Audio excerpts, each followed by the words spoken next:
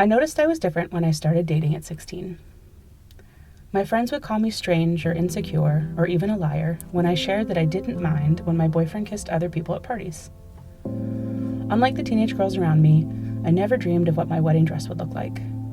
When I watched romantic comedies, they didn't make much sense to me. In my 20s, I learned about polyamory, and I lit up. Just like me, there were people who wanted to find connection, intimacy, and pleasure outside the confines of one romantic partner. They practiced loving one another without the expectation of controlling another person's body.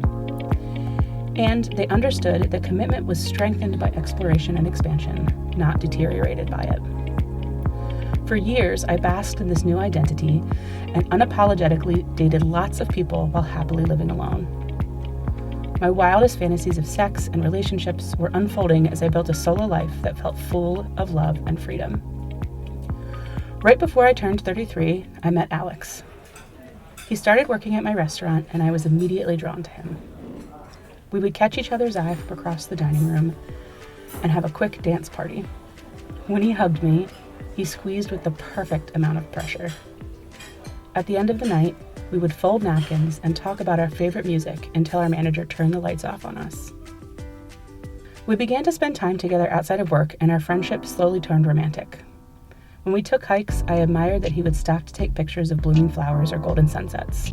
I reveled in the nights when we stayed up laughing until we fell asleep. I appreciated that he always was willing to play another round of Scrabble, even though he could never beat me. I loved watching him paint. His gentleness reminded me of my grandfather. He cooked for me often. He cried easily. And he was willing to grow with me just as I was. A few months into dating, we sat crisscross applesauce on Alex's bed, eating dinner and swapping stories of our childhoods. Alex is an immigrant from Belarus. He moved to the US when he was just 4 years old.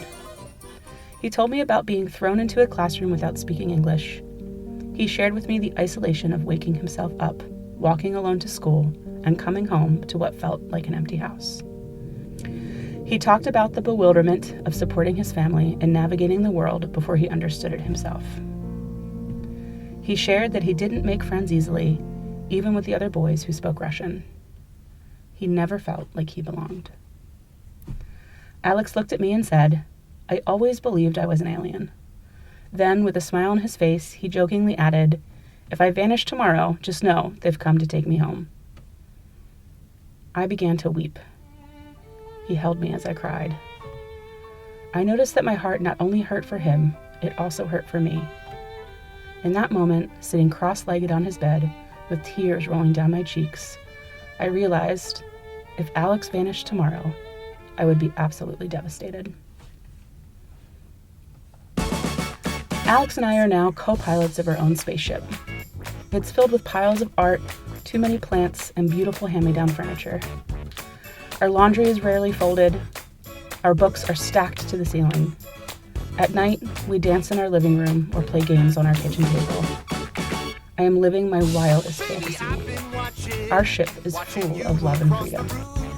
And we still make out with lots of people. Giving off some serious energy. I can only hope you're feeling me.